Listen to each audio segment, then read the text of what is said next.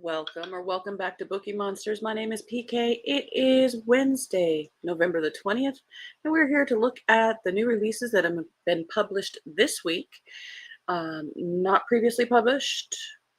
They are available sometime this week for the first time. Hope you are having a good early morning. Quick announcements. I don't have any sprints tonight. I will do them tomorrow night at 8 p.m. Eastern. I do them every Tuesday and Thursday evening and Saturday afternoons for a total of 10 hours each and every week. And every day of the work week, we look at new books because we are Bookie Monsters and always looking for new authors, new books, new reads.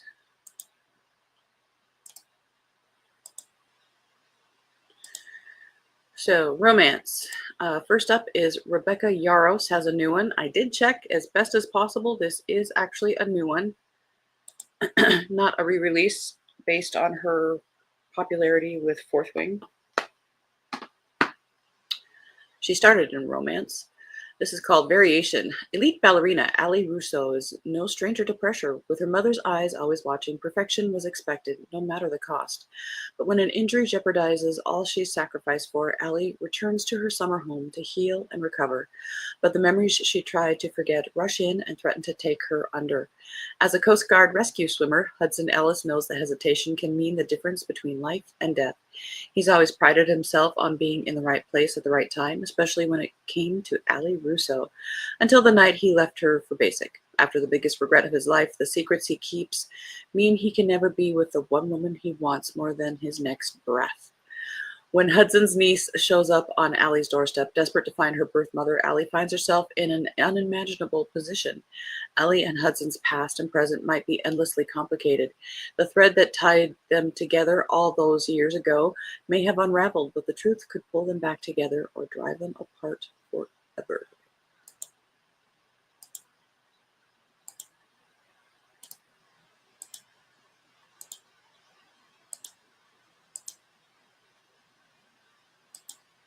A Legend in the Baking, Sugar Blitz #2 by Jamie Wesley. August Hodges was supposed to be the silent partner in Sugar Blitz Cupcakes, emphasis on silent. That is until his impromptu feminist rant about how women bakers are the backbone of the industry and baking cupcakes isn't a threat to masculinity goes viral, making him the hottest bachelor in town. With a new location in the works, August and his partners decide to capitalize on this perfect opportunity to help cement their place in the community. But the hiring of his best friend's younger sister, the woman who has haunted some of his best dreams for years, was as much as a shock as his newfound fame. Social media manager Sloan Dell fell hard for her brother's best friend the moment she met him more than a decade ago, but that teenage infatuation cost her dearly. Still, she accepts her brother's request to revamp the bakery's social media presence to take advantage of August's newfound popularity, knowing it's the big break her fledgling career needs. She'll just ignore the fact that August is still August, i.e., sexier and sweeter than any man has a right to be, and that he drives her crazy with his resistance to all her ideas. They vow to leave the past in the past, and when an explosive makeout session makes it clear their attraction burns hotter than ever, Sloan and August are forced to reconsider what it means to take a risk and chase your dreams. As they're both about to find out, all's fair in love and cupcakes.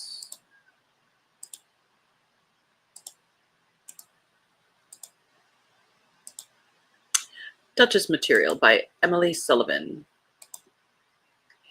Phoebe Atkinson is what society might call unconventional. Instead of marrying well like other women born to wealth, she chose to be a school teacher.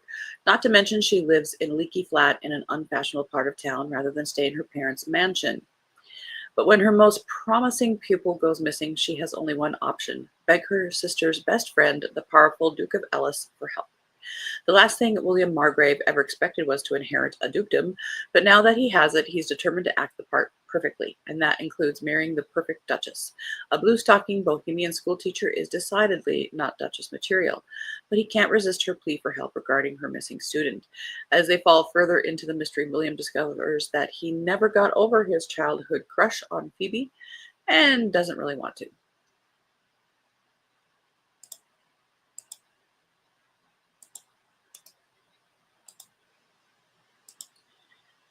Is she really going out with him? Probably based on the song. Just saying. This is by Sophie Cousins. Columnist Anna Appleby has left her love life behind after a painful divorce. Who needs a man when she has 2 kids, a cat, and uncontested control of the TV remote? Besides, she'd rather be single than subject herself to the hell of online dating. But her office rival is vying for her column, and no column means no stable source of income. In a desperate attempt to keep her job, Anna finds herself pitching a unique angle. 7 dates, all found offline, chosen by her children. From awkward encounters to unexpected connections, Anna gamely begins to put herself out there, asking out waiters, the mailman, and even her celebrity crush. But when a romantic connection appears where she least expected it, will she be brave enough to take another chance on love? Kind of a unique concept. You almost want to read it to find out of the 7 dates who she picks, or if it's somebody she didn't date. End of row 1. Thanks for listening, Molly Horan. Mia knows what she's talking about. Class schedules, significant others, existential life crises, you name it, she's talked someone through it. The problem? No one actually takes her advice. Well, that's their choice, honey. So when her latest round of very sensible guidance is ignored, resulting in a class flyer stapled to her best friend's arm and her brother dating a girl he doesn't have feelings for, Mia is done talking. Instead, she creates Here to Help, an anonymous account to give advice. If her friends don't know it's her behind the account, maybe they'll finally listen for once. Wow. Throw in the girl of her dreams, the plethora of sound and not so sound advice, and a couple of best friends who seem to have a lot more to hide than Mia knows, and Mia could use some advice of her own to make it through this senior year. She's only in high school? Good Lord. And thinks she knows everything. Shock. I have aged out of some of these romances.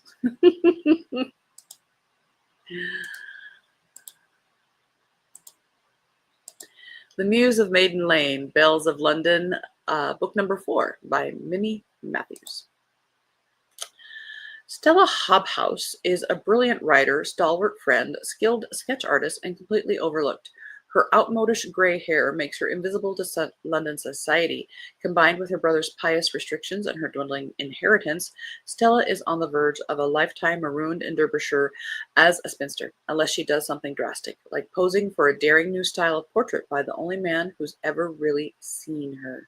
Aspiring painter Edward Teddy Hayes knows true beauty when he sees it. He would never ask Stella to risk her reputation as an artist model, but in the 5 years since a virulent bout of scarlet fever left him partially paralyzed, Teddy has learned to heed good fortune when he finds it. He'll do anything to persuade his muse to pose for him, even if he must offer her a marriage of convenience. After all, though Teddy has yearned to trace Stella's luminous beauty on canvas since their chance meeting, her heart is what he truly aches to capture.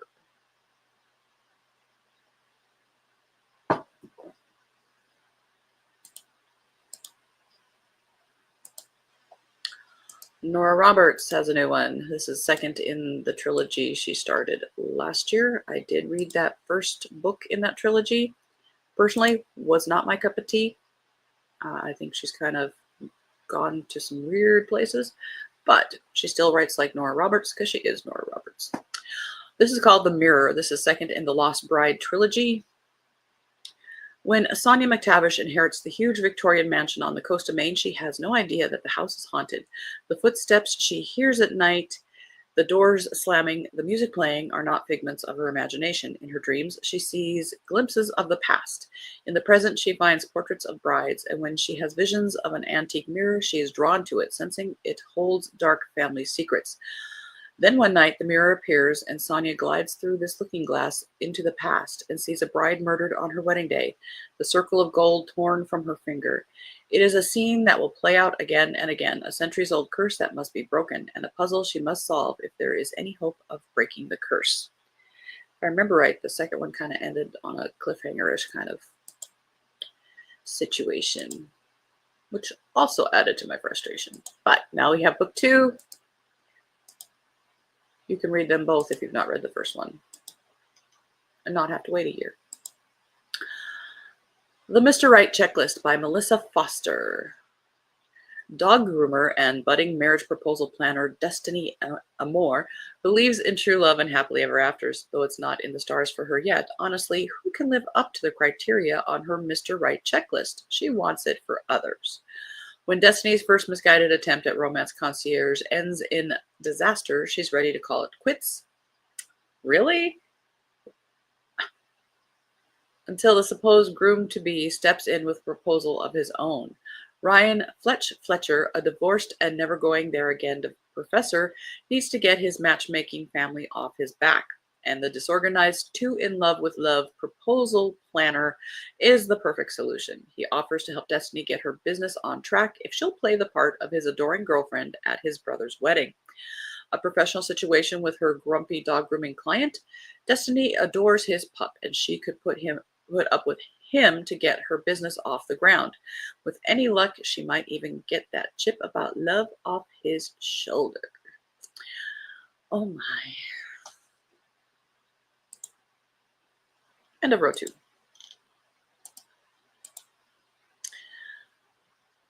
The Maui Effect by Sarah Ackerman.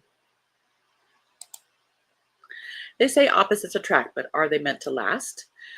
Iwa Young's life is high in the Maui rainforest. As a field biologist, she's happiest in the company of trees and birds and waterfalls. When a developer arrives with plans for a so-called eco-resort in the middle of a forest full of endangered species, Iwa puts all her energy into the fight to protect it, but a chance encounter threatens to distract her. His name is Dane Parsons, a big wave surfer from California. Iwa has a few unbreakable rules, and at the top of her list, never date a surfer. Dane is part of an underground group of big wave riders, and his connection to the ocean runs deep. When he meets Iwa, he can't get her out of his mind. But Iwa wants nothing to do with Dane until he offers to help protect her beloved forest and rainfall. Always on the hunt for the ultimate ride, Dane suddenly glimpses something even greater. And then it's a blurb. Do you notice that all the romances have women who are career women, yet we are in a society that is not encouraging a work ethic?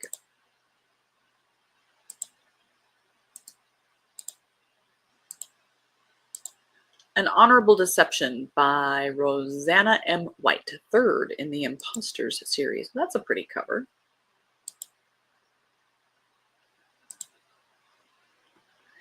As the leader of the Imposters, an elite private investigative firm, Lord Yates Fairfax has made an art of concealing his identity. But when his newest client, the beautiful lady Alethea Barrymore, is shot while leaving their meeting, he throws caution to the wind and rushes to her aid. Though Lady Alethea thought she was only looking for her missing former nanny, she has clearly stumbled upon something much more dangerous. We're running out of time, so we're just going to look at covers, and that was a short one. Broken Harbor by Catherine Cowles. Are we? No, we're not. Well, what's up with my time telling? Apparently I need more coffee. Ay, ay, ay. Thank goodness next week is a short work week. 4-day weekend. Broken Heart by Catherine Cowles, 3rd in the Sparrow Falls series. Since the moment our lives fell apart, the only thing that mattered was making a good life for my son, a life where he was happy and safe. I just never expected to find that safety with a hockey player known for his brutal dominance on the ice and his recklessness off it. But Cope Coulson is so much more. The gentle way he makes sure we're okay, the playful care he shows my husband, the way he truly sees me. When my life comes apart yet again, it's Cope picking up the pieces. Now we're living in his house, eating his incredible chef-worthy meals, and it's not just my son who's falling, it's me. Because when Cope touches me, I lose all sense. I'm no longer thinking about staying safe. I'm thinking about how my skin ignites with every glance, how I come undone with the barest brush of his fingertips, and when we give in to temptation, I'm lost. But Cope has secrets, and so do I. And when the forces from our past emerge from the shadows, there's nothing they won't do to end our happiness once and for all.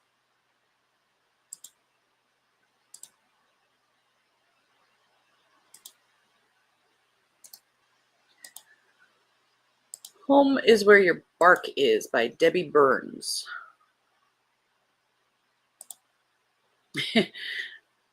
For a romance book, I love how the dog is so prominent and the two love interest people are way in the back. Love means learning to trust again. Jake Stiles has no idea what he's signing up for when he dashes into the rain to help a stranger and her dog who have been in a car accident, but fate has stepped in. Jenna Dunning was on her way to return her sister's high-energy border collie to a shelter after another failed attempt at a forever home for him when a distracted driver ran into them. Jenna is being taken to the hospital and must rely on a caring stranger to take charge of the terrified canine. When Jake and Jenna reconnect, Jenna's delighted to learn that Jake has taken on fostering the poorly trained border collie, who they name Seven because this will be his seventh chance at being adopted. But my name is Nigel. Jake's not looking for a relationship. He just ended a disastrous one, but he realizes Jenna may be the key to making Seven's fostering successful. The timing might be all wrong, but as they grow close, he has to admit that he's falling in love.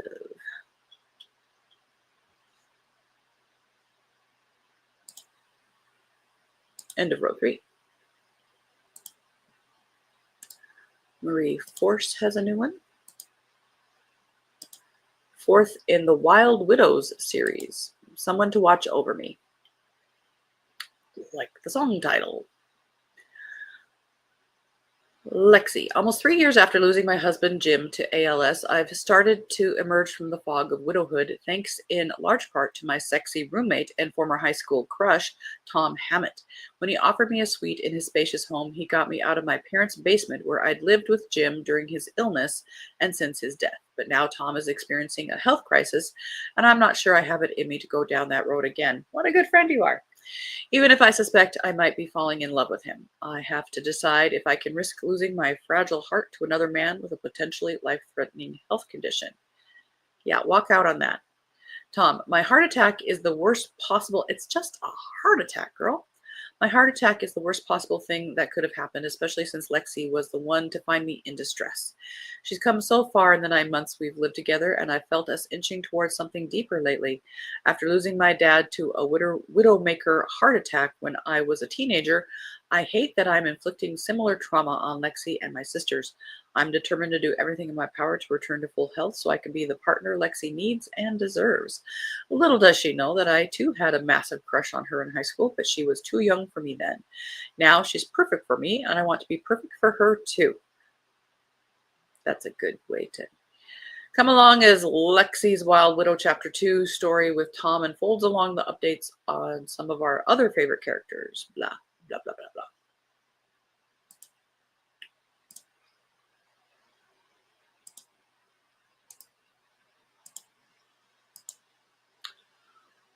Rosenfeld by Maya Kessler. They say this is a romance. The cover sure doesn't indicate that. Noah Simon is a 36-year-old filmmaker who knows what she wants when she sees it, and when she meets Teddy Rosenfeld, an antagonistic older CEO, she goes for the jugular. An electrifying encounter in a bathroom stall after their first meeting only serves to whet Noah's appetite, and despite Teddy's subsequent rejections, she is exhilarated by the challenge and by her own insatiability. In her first power play, she takes a job at his office, setting up a battle of the wills that Teddy proves unable to resist.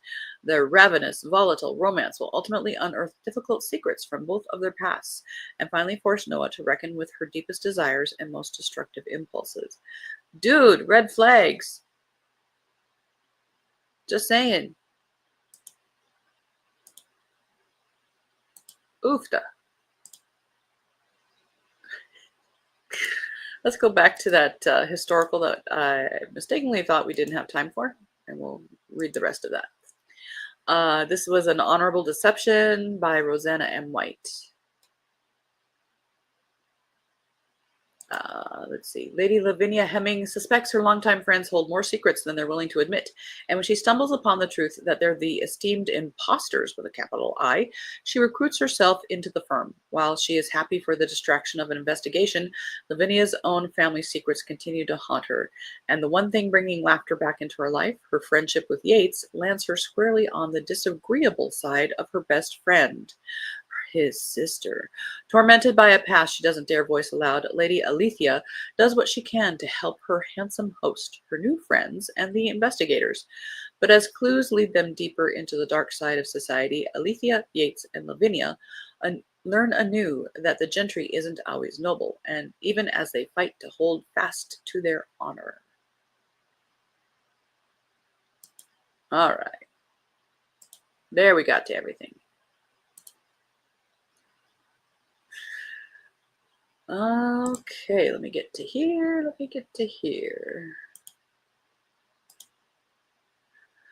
Well, I hope you guys have a good Wednesday here. We're starting out cold. It's in the teens. We're supposed to get up to the 30s, but we're starting out cold. So lots of tea, coffee, chai. I don't have any hot chocolate, but I hope you guys stay warm, stay safe. Kim, if you're watching, continue. I hope your day continues to improve.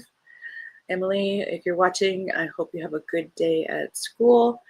And this is day 3 with our new service manager, and he is being awesome. So I hope my day lets me do some of my own work.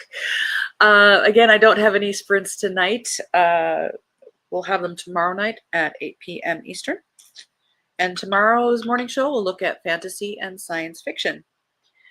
So hope you guys are reading good books. If you're not reading a good book, it's okay to pause it, okay to set it aside. It's not a reflection of the author of the book or of you. It's just not the right time for those things to come together. There are lots of books out there. And as the banner says, don't be a bookworm, be a bookie monster. Nom nom nom. Have a good day and God bless.